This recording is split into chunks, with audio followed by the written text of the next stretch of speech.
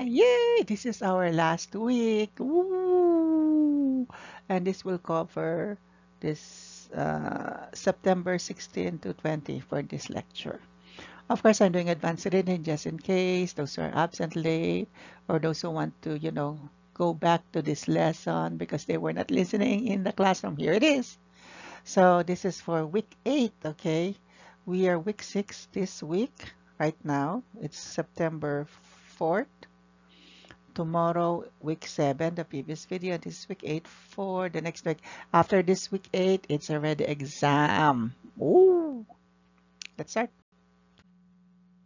Now we are on types of organizational structure, meaning how management or how groups, teams communicate or strategize on how they distribute roles.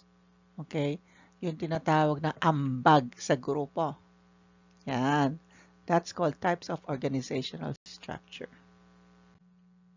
Okay, the organizational structure is defined as the systems of how tasks are to be allocated, who reports to whom, who has the authority, and what are the coordinating mechanism and interaction patterns to ensure that the work is done. So in other words, it just shows us the flow of authority and activities. And this is very important in everything. Just like a simple group in your class per row, right? You have groupings, right? So the leader assign task. The leader focus on following up that the task should be completed or when it's going to be completed. And then members, they have like researcher, printing, merienda, those things, okay, coordinating. And that's what you call a small structure, a small unit of organization. But did you know that we do have different units of organization that can be used so that, it depends on the type of business and the required output. Let's see. Sorry. Organizational structure creates order by arranging the various parts, as like I mentioned, of the organization, workflows, etc. Go back to the lecture, but I mentioned this a while ago. Let's proceed. Okay, here's the first one. Function structure. Members with similar skills are grouped together into functional departments such as production, marketing, finance, and human resources. So in other words, we are being grouped according to what particular task we have. Like if I'm good in accountancy, I'll be in the accounting department. My function is to study the finance of the company. If I'm in marketing, good in marketing, in sales, I'll be assigned in marketing department, how to advertise and everything. So we are not together. We have to be separate so that we can focus on our specialized skills, our function. That's what you call skills equals function. And that's what you call functional structure. The simple structure is commonly found in smaller business of organizations that have one or few products or services. Functional structure, however, is not limited to small businesses. It was just a suggestion. It's also found in other institutions such as government agencies, banks, hospitals, etc. They still just stay functional. Where's the fly here? Sorry, I think I need water. And here's an example of functional structure. Okay, you notice here, they have this vertical people. And those vertical people are what? They are grouped according to their function. So one is HR, one is academics, and one is accounting. Now you understand, based on similar skills because they have to work as a group. And they have to produce output based on their functions or skills or department. And that's DepEd. Okay, next, divisional structure. Now, functional structure are divided into skills and depending on their output. Sorry. Now, divisional structure members are organized of the organization who are grouped together work on same product, service, process, or serve similar customers. Now, it sounds the same, right? But let's check. The division structure therefore exists because of a product or marketing diversity within the organization. The first one is functional, but it's just one organization, right? And they have to fulfill what? DepEd, quality education. And they have specific tasks to produce quality education. But in divisional structure, that is DepEd structure, but it is multiple structures. See? So let's show you further the example. For example, there's this department for product structure, geographical, customer structure, and process structure. Let's look at Jollibee here. So if you see, DepEd only has one line vertical, then it has clusters. Now above that, a bigger corporation there, they're divided into what? Demographics, services, operations. So it's now a larger scale, a bigger scale. Okay? So for DepEd, which is a small scale, just one umbrella. This one, for example, corporate functions, they have finance. Under finance, there's this assistant group. Okay? But here, they're just the heads, in other words, the bosses. So this is an example of each division. A Jollibee Food Corporation, the top one, corporate audit, and then the rest are called divisions. Under divisions, they are called what? Functional structures. So division structure, functional structure ang DepEd dito lang. Ang taas ng DepEd, which is division structure, ay yung what? Regional. Ayan siya. Okay, for that. Team structure naman, created to complete special projects to solve problems. These are very small units. Under, let's say, di ba malaki yung division structure? Under division structure, yung small unit division, it's called functional structure. Under functional structure, gagawa sila ng team. Yun yung team structure. Okay? They are supposed to complete a task. Parang sa teacher. Kami, principal ay level, leadership, assistant principal, sila yung division structure. Teachers, functional. Okay, then teachers will what? Create, like for example, sasabihin, okay, DRRM team. Okay, magbubuo sila ng DRRM club team structure. Now, let's get an example here. PNP forms task force aimed at illegal POGOs. These are team structure, task force. Pero wala naman dating grupo ng nagsusupo sa POGO kasi it's not existing. But now, since may POGO, ay gumawa sila ng team structure. Another word for that is task force. Okay, so it's the foreign group to do a specific task. And the specific task is what? Sugpuin ng POGO.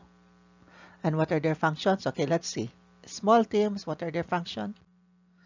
Okay, Manila, Philippines, a special task force or team structure created to dismantle unlicensed Philippine offshore gaming operators. Hubs will build on intelligence gathering operations aside from law enforcement. So, meron silang branches. Intelligence gathering, meaning manmanan nila yung mga operations kung illegal o hindi. And then, meron din na tawag na law enforcement. Pag nalaman nila illegal, huhuliin sila. Ayan. And the article goes on. And here, the Special Task Force Skimmer, may pangalan, was created to conduct law enforcement and intelligence operations, just like I mentioned, nationwide to combat the unlicensed POGOs. Team structure. Okay, network structure. Now, formed by having a core fulfilling employees working together with outside partners who provide support or supply services. Now, network is like, for example, sa school, sinong network team or under, namamalakad ng network structure? Yun mga nagpapa-OJT. Yan, connecting to other industry, to other partners. Networking yan. Yun, DRRM, network structure, connecting with what? Barangay, DRRM.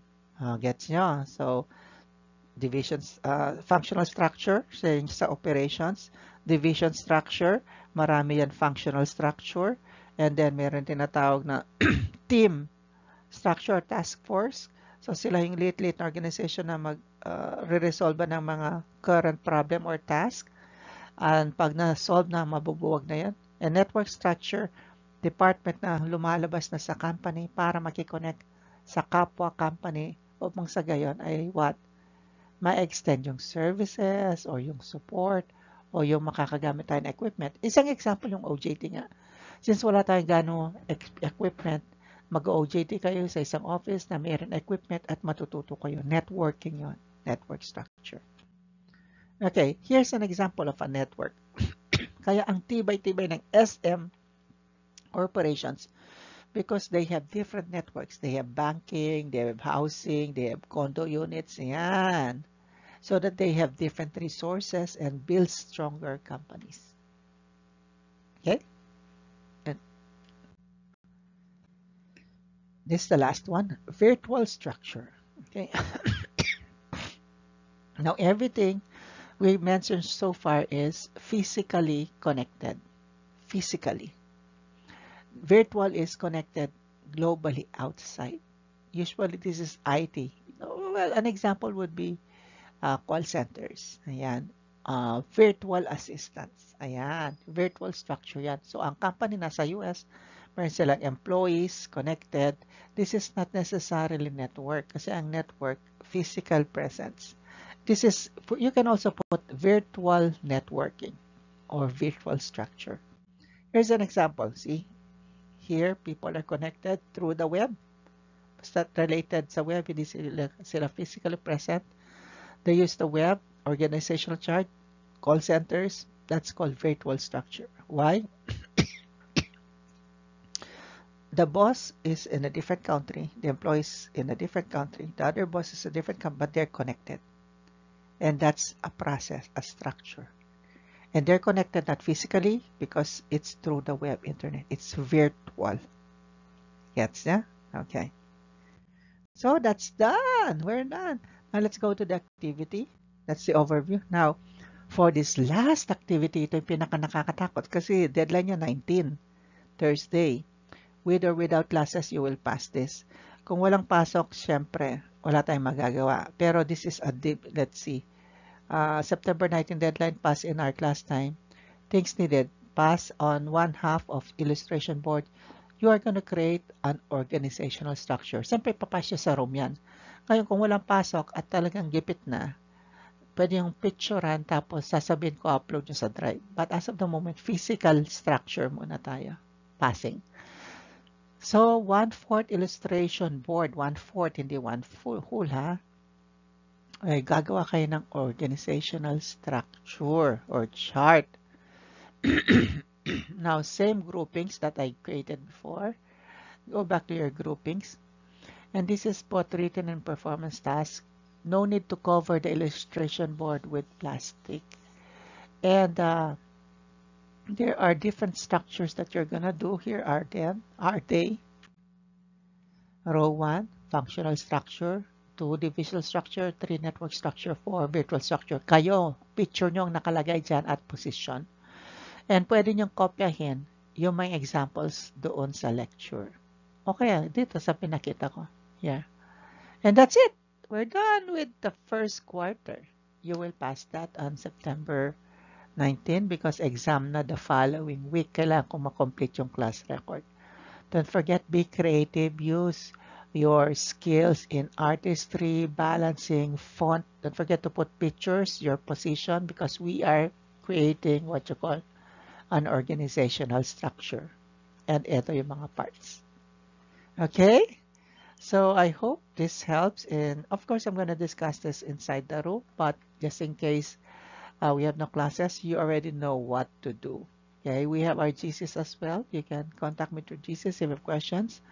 Or if worst comes to worst, we can also do some online class. But practically, this is just it. God bless everybody and have a nice day. Ta-da! Rubrics, don't forget. By the way, everything is on the page, lecture, at rubrics and activity.